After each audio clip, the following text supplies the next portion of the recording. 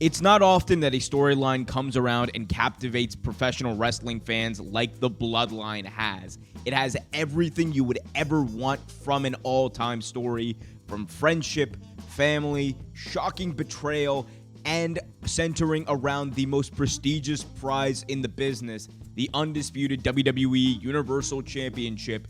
It's had it all, and just like any other all-time storyline, it deserves an all-time ending. It's not just about the ride, it's about how you end it.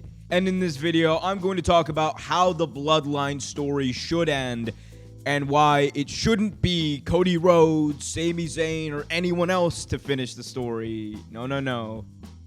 The person who should defeat Roman Reigns and become the next undisputed WWE Universal Champion should be main event Jey Uso. I'm Omer Q for Real Take Wrestling. Be sure to hit that like button, subscribe, and hit that notification bell. Let's talk about it. With the Usos turning on Roman Reigns and the Bloodline Civil War ending with Jey Uso pinning the Tribal Chief, it all sets up the main event of SummerSlam. Jey Uso versus Roman Reigns for the WWE Undisputed Universal Championship. And I think that if there was ever a time to end this story and end it while it's as hot as it's ever been, it's right now. Because one thing you don't want to do with a great story is have it overstay its welcome. And WWE has had a bad habit of doing that in the past. They've had a habit of, riding stuff out until it's just you're blue in the face and you don't want to see it on your TV screen anymore. It's very critical that they don't do this with the Bloodline, because the Bloodline has been the most natural storyline that WWE has ever told. It's been, honestly, the best story in professional wrestling history if you're talking about just everything that it's entailed and the way that it's captivated WWE fans, wrestling fans, whatever you want to call them.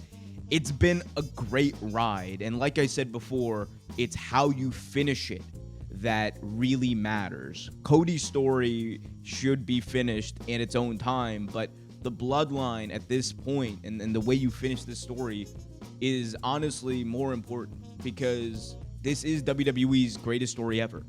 And what you want to do is create that feeling of satisfaction, create that feeling of it started here and it's ending here. What you don't want is for a new character. It's like this.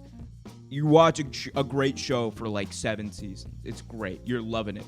And then they add in a really cool character in season 8 that, you like and you're fond of.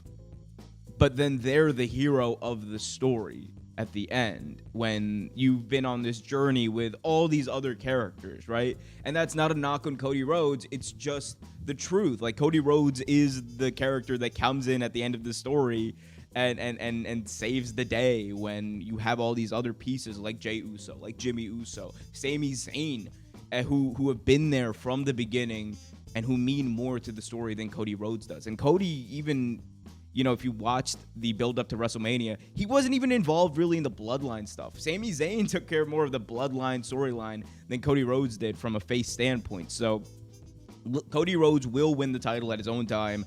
Right now, though, we should be focused on making sure that people who are integral to throughout the entire story are part of the finish of it. And there has been nobody, repeat, nobody, more integral to the Bloodline storyline than Jey Uso, because we all think that this entire story has revolved around Roman the entire time. And I think it's a misconception. The way I've always seen it is the Bloodline storyline, not the WWE Universal Championship, but the Bloodline storyline has always revolved around Jey Uso, because it started with him. Roman Reigns wrestled Jey Uso at Hell in a Cell 2020, and that was the start of this story. That was the catalyst of the best story that WWE's ever told. That match where main event Jey Uso proved that he can hang in there with the big dog, that was the start of this. And ever since then, Roman has been on top. Roman's been riding it out. Roman has been the guy. And he has been the final boss, you could call him, the main villain. Like, he has been that guy. But Jey Uso has always been the most important guy in this story because every little change, every little thing that's happened, every little, wrinkle in the story has revolved around him, and he has had more of a say in the different path that this story is taken throughout its entirety. It started with him, and I want to turn your attention to a great thread by Hollywood J Black on Twitter. I'm not going to go through the entire thing, but it really lays out perfectly how and why this story does belong to Jey Uso, and why Jey Uso, fails the way he does. I'll link it in the description below, but Jey Uso has always been the guy. When you think about, how the Bloodline started, who was the first person to fall in line? It was Jey Uso. He did it to protect his brother, Jimmy.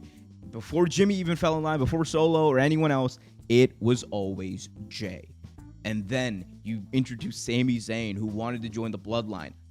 The entire story of Sami Zayn, nearly the entire story of Sami Zayn's existence with the Bloodline was told through the lens of Jey Uso. Everyone else had accepted him. Even Roman had accepted him. Jey Uso was the only point of tension in that group, and it lasted for months until Jey Uso embraced Sami with open arms, until Jey Uso defended Sami when he was questioned by the tribal chief, until Jey Uso saw that Sami Zayn turned his back on Roman Reigns. And this is a part where people, I don't think, read too much into. I know people don't like to read too much into professional wrestling storylines, but this is something I think we didn't read too much into, or enough into, I should say, because at the Royal Rumble, when Roman Reigns was turned on by Sami Zayn and he hit him with a steel chair, and then they did that onslaught, who was the one person who didn't do anything? Who was the one person who didn't hit Sami? It was Jey Uso. Instead, there was this great shot of him looking up at Roman Reigns, just staring. And I think it's one of the greatest shots, one of the greatest, stills in professional wrestling history, because that's the entire Bloodline story right there. It's always been Roman and Jey. Jey got in line. Jey was always the one who was behind Roman, even though he knew what Roman was capable of, even though he knew that Roman was not and was never genuine with him.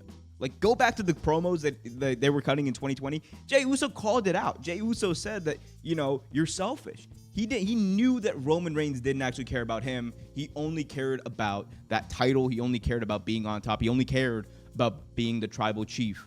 And for the past 3 years, ever since he fell in line, he's been in an abusive relationship with his cousin. He's been in an abusive relationship with the tribal chief. And you could see, when Sami Zayn turned his back on the Bloodline, specifically on Roman Reigns, the reason that Jey Uso didn't hit Sami, and the reason that Jey Uso didn't, go in on Sami Zayn in that moment, it wasn't because, he was feeling conflicted. It wasn't because he felt like, oh, I get why Sami was doing this. It wasn't even that. What it really was, he looked at Sami Zayn, and he saw himself 3 years prior at the Hell in a Cell against Roman Reigns, put in the most similar situation you could be in. It was identical, because on one hand you had at Hell in a Cell Jey Uso watching Roman Reigns choke the life out of his brother Jimmy, and then Jey forced to fall in line, throw in the towel, and surrender in that match. Fast forward 3 years later, same thing happens to Sami Zayn, except when given the choice, Sami didn't fall in line. Sami Zayn chose his brother instead, and he broke the abusive cycle that Roman Reigns had him in. Jey Uso looked at Sami in that moment, not with respect, not with reverence, not with anything like that. He looked at Sami Zayn in that moment with regret, because he knew that that's what he should have done 3 years prior. He should have stood up to Roman, stomped the bully out before it had a chance to fester and grow and cause so much abuse over the next 3 years. And Jey knows that it was his fault. Jay knows that everything that's happened throughout the past 3 years, from all the abuse that he's taken, from all the wins that Roman's had, and all the ways that he's won, he's enabled it. That's why Jey Uso is so critical to all of this, because he, more than anyone, has enabled this reign and enabled this version of Roman Reigns. And the only way I see this ending, the best way I see this ending, is for the enabler to finally stand up, for the person who's been abused and bullied by Roman Reigns to stand up to that bully and take it away from him. Jey Uso at SummerSlam should beat Roman Reigns for the WWE Undisputed Universal Championship. To summarize everything that I've said here, it all comes down to this. Roman wasn't the hero of this story. The real hero of this story this entire time has been Jey Uso. And it's not a question of does he have the skills. We know he's got the skills. Like, I know it's a joke to call him main event Jey Uso, but it's a real thing. He's great in the ring. He's not just tag team guy. He's great in the ring.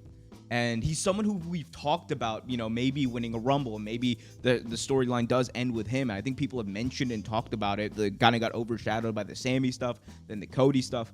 But it really makes the most sense for the Bloodline to implode, and for Jey Uso, someone who was not only an enabler of Roman Reigns, but also a victim of Roman Reigns' abuse throughout the years, to be the one to finally end this cycle.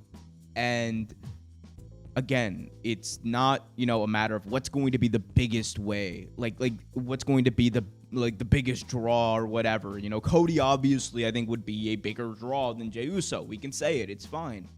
However, when we're talking about this Bloodline storyline, I think this is really where my argument comes from. Given that this is the best story that WWE's ever told, you have to end it on the best note possible. You have to give it the respect that it's due, because they will likely never have another storyline like this, and you can only end it once. You only have one chance to do it right. In Detroit, at SummerSlam, in the main event, Jey Uso should defeat Roman for the title. And if he doesn't, I will see it as a bit of a missed opportunity. I'm sure whatever they do otherwise is going to end up being fine. But there is always going to be a part of me, and I think a lot of people out there who are going to be like, man, it should have been Jey. Because Cody's already a made guy. Cody, it's weird. Cody's always kind of lived in his own separate universe. That's always been the joke for the past few years. But the Bloodline and everything that it's meant for the past 3 years, I just feel like this is the moment. If you're going to ever have, a moment where Roman is dethroned by his own family, and where, this tribal chief moniker ends, I think it has to come at the hands of someone in his own bloodline. It can't come at the hands of Cody. It can't come at the hands of anyone else. It has to be Jey. It's always been Jey. And at SummerSlam, I think it will be Jey. But we'll see what happens. I want to hear from y'all. Let me know what you guys think about the story, the Bloodline, Jey Uso possibly becoming the next WWE Universal Champion. Let me know in the comment section below. If you haven't already done so, do me a big time favor. Smash that like button, subscribe, and hit that notification bell so you get notified whenever a new video is released. Until next time, be happy, be healthy, and as always, keep it real.